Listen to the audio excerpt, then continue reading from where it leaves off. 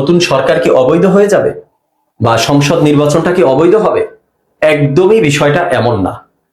তিনি বলেছেন যে গণভোট বা জুলাই সনদ যদি সংবিধান পরিপন্থী হয়, সংবিধানে না থাকে, তাহলে অভ্যুত্থান সংবিধানে ছিল কিনা, এরপরে অন্তর্বর্তীকালীন সরকার সংবিধানে ছিল কিনা, 26 সালের নির্বাচন সংবিধানে ছিল কিনা, গণভোট সংবিধানে ছিল কিনা, যদি এগুলো সংবিধানে না থাকে তাহলে জুলাই সনদ বাস্তবায়নের আদেশ বা শপথের ক্ষেত্রে আপনারা সংবিধান খুঁজেন কেন? এর কি কোনো উত্তর আছে? হ্যাঁ, জনাব শিশির মনির সাহেব, আপনার প্রতি যথেষ্ট সম্মান রেখেই বলছি, আপনি নিজেও জানেন যে এগুলো সংবিধান ওয়াইজ হয়েছে, সংবিধানে এগুলো আছে, সংবিধানে এর যথেষ্ট উত্তর রয়েছে, কিন্তু আপনি জেনেও না জানার ভান ধরছেন, আপনি প্রশ্নগুলো তুলছেন, কারণ আপনারা রাজনীতিবিদ, রাজনীতিবিদদের এটাই কাজ। ঠিক আছে, আপনি প্রশ্ন তুলেছেন, আমরা জবাব দেওয়ার চেষ্টা করব। এছাড়া দেখেছি এই প্রশ্ন এনসিপির নাহিদও তুলেছেন যে গণভোট বাতিল হলে নতুন সরকারেরও বৈধতা থাকবে না, বা এই অ্যাডভোকেট শিশির মনির তিনিও আলাদা একটা বক্তব্যে বলেছিলেন যে গণভোট যদি অবৈধ হয় তাহলে এই নির্বাচনটাও অবৈধ হয়ে যাবে। তো দর্শক শ্রোতা, আজকে এই বিষয় নিয়ে কথা বলবো, চলুন ডিরেক্ট হিট দ্য পয়েন্টে। হিট দ্য পয়েন্ট নাম্বার 1, এই যে জুলাই সনদ বা গণভোট স্থগিত চেয়ে বা এটার অবৈধতা চেয়ে হাইকোর্টে রিট করা হয়েছে, হাইকোর্ট কর্তৃক কি এটি অবৈধ ঘোষিত হতে পারে, স্থগিত হতে পারে? হ্যাঁ, অবৈধ হওয়ার বা স্থগিত হওয়ার সম্ভাবনা রয়েছে, আইন তাই বলছে। কারণ গণভোটটা যেই পদ্ধতিতে করা হয়েছে সেটা টোটালি একটা বেআইনি পদ্ধতিতে। চলুন আমরা গণভোটের আইনি পদ্ধতিটা দেখার চেষ্টা করি। গণভোট আইন 1991, এখানে বলা হয়েছে সংবিধানের 142-এর 1 অনুচ্ছেদ অনুযায়ী সংসদে গৃহীত হইবার পর কোন সিদ্ধান্ত বা কোন বিল বা কোন আইন প্রথমে সংসদে গৃহীত হইবে, তারপর উহাতে রাষ্ট্রপতি সম্মতি দান করিবেন কি করিবেন না, এই প্রশ্নটি যাচাইয়ের জন্য গণভোটের বিধান প্রণয়ন কল্পে প্রণীত আইন। মানে গণভোটটা হতে হয়, আগে পার্লামেন্ট বা সংসদে সিদ্ধান্ত হবে, তারপরে রাষ্ট্রপতির কাছে স্বাক্ষরে গেলে সেই সময়ে যদি মনে হয় যেটা একটা ক্রিটিক্যাল ইস্যু, এটা নিয়ে জনগণের আরো অধিকতর মতামত নেওয়া দরকার, তখন গণভোটের আয়োজন করা হয়। কিন্তু এই বছর ডক্টর ইউনূস আলী রিয়াজরা যে গণভোট করেছে সেটা তো টোটালি উল্টো। পার্লামেন্ট নেই বা সংসদ নেই, আলোচনা নেই, তারা পার্লামেন্টের বাহিরে বসে একটা গণভোট করেছে, সেটাকে বিভিন্নভাবে প্রশ্নবিদ্ধ করে হ্যাঁ পাশ করিয়ে নিয়ে এসেছে, তারপরে সেটাকে সংসদে উত্থাপন করতে চায়, সংবিধানে সংযুক্ত করতে চায়। প্রসেসটা টোটাল উল্টো হয়ে গেল না? বিশ্বের কোন সভ্য রাষ্ট্রে এই ধরনের উল্টো পদ্ধতিতে কোনো গণভোট হয়েছে বলে আমার জানা নেই। এবার আসি হিট দ্য পয়েন্ট নাম্বার 2। আলোচনার স্বার্থে যদি ধরে নেই যে উচ্চ আদালত কর্তৃক জুলাই সনদ বা গণভোট অবৈধ হতে যাচ্ছে বা স্থগিত হচ্ছে, তাহলে নাহিদ ইসলাম শিশির মনিরদের দাবি অনুযায়ী কোনো সম্ভাবনা নেই অবৈধ হওয়ার। কারণ গণভোটের বৈধতা অবৈধতার সাথে জাতীয় সংসদ নির্বাচনের বৈধতা অবৈধতার বিন্দু পরিমাণে কোনো সম্পর্ক নেই। তো গণভোটের বৈধতা অবৈধতার সাথে কেন এই জাতীয় নির্বাচন অবৈধ হতে যাবে? কোনো প্রশ্নই আসে না। এই নির্বাচন নিয়ে শিশির মনির সাহেব যে প্রশ্ন করেছেন 2026 সালের নির্বাচন সংবিধানে ছিল কিনা, অবশ্যই সংবিধানে ছিল, সংবিধানের নিয়ম মেনেই এই নির্বাচন হয়েছে। এই মহল থেকে বিভিন্ন সময় তারা দাবি তুলেছিল যে নির্বাচন সংবিধান অনুযায়ী হতে হলে সেটা নাকি 2029 সালে হতে হয়। কোথায় পেয়েছেন ভাই এই আইন? সংবিধানের কোথায় পেয়েছেন আপনারা? চলুন তাহলে একটু সংবিধান দিয়েই আমরা দেখার চেষ্টা করি সংবিধানে কি বলা আছে।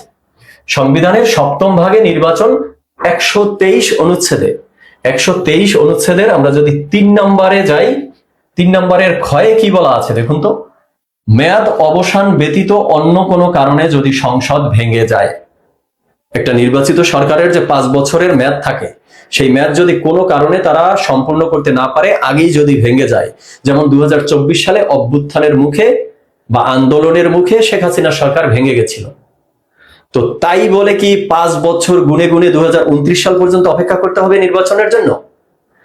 সংবিধানে কি বলে? সংবিধানে বলছে ভেঙে গেলে পরবর্তী 90 দিনের মধ্যে নির্বাচন দিতে হবে। তো আপনারা কই পেয়েছেন যে 2029 সালে নির্বাচন সংবিধান অনুযায়ী? এই ধরনের ননসেন্স মার্কা কথাবার্তা কেন বলেন আপনারা? এরপরে শর্ত হিসাবে বলা আছে যে ইলেকশন কমিশন যদি দৈব দুর্বিপাকের কারণে যদি ঝামেলার মধ্যে পড়ে যায় তাহলে আরো 90 দিন বাড়ানো যেতে পারে। তার মানে ইলেকশন হতে হবে সরকার ভেঙে যাওয়ার 90 দিন বা 180 দিনের মধ্যে। তো সেক্ষেত্রে প্রশ্নটা আসতে পারে যে এই 90 দিন বা 180 দিন হিসাব করলে নির্বাচনটা হওয়ার কথা ছিল 2024 সালের শেষের দিকে বা 2025 সালের শুরুর দিকে, সেই নির্বাচন 2026 সালে গেছে কেন? এটা তো কেন গেছে? এর দায় কার? ডক্টর ইউনূস ক্ষমতা নিয়েছে, তিনি ক্ষমতা কুক্ষিগত করে রেখেছে। তিনি 90 দিন বা 180 দিনের মধ্যে নির্বাচন দেয়নি। তিনি নির্বাচন দেয়নি বিধায় সেই নির্বাচন 2029 সালে যাবে, এই ধরনের কুযুক্তি দেওয়ার তো কোনো সুযোগ নেই। আর তিনি যে ক্ষমতা, ডক্টর ইউনূস যে ক্ষমতা কুক্ষিগত করে রেখেছে, তাকে ক্ষমতা কুক্ষিগত করতে সহায়তা করেছে কারা? ক্ষমতা কুক্ষিগত করার পেছনে দোসর কারা? এই জামাত, এনসিপি, আপনারা যারা আছেন, শিশির মনিরা, নাহিদ ইসলামরা, আপনারাই এর দোসর। কারণ আপনারাই ডক্টর ইউনূসকে বলেছিলেন সংবিধান মেনে 90 দিন বা 180 দিনের মধ্যে কোনো নির্বাচন দেওয়ার দরকার নেই। আপনারাই বলেছিলেন ডক্টর ইউনূস 5 বছর থাকুক, 10 বছর থাকুক, বা কারা কারা যেন বলেছিল 50 বছর পর্যন্ত থাকুক। কিন্তু অপরদিকে বিএনপি তো তখন বলেছিল 3 মাসের মধ্যে নির্বাচন দেওয়ার জন্য।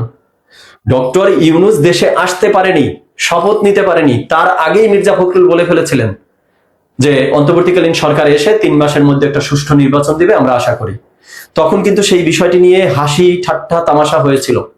কিন্তু এখন দিন শেষে এসে মনে হচ্ছে মির্জা ফখরুল তখন ঠিকই বলেছিল। তিনি সংবিধানের নিয়ম মেনেই বলেছিল, তিনি সংবিধানের মধ্যেই ছিল, তিনি আইনের মধ্যেই ছিল। আইনের ব্যত্যয় যদি ঘটান সেটা আপনারা ঘটিয়েছেন। আপনারা 24 সাল বা 25 সালের নির্বাচনকে 26 সালে আনতে বাধ্য করেছেন।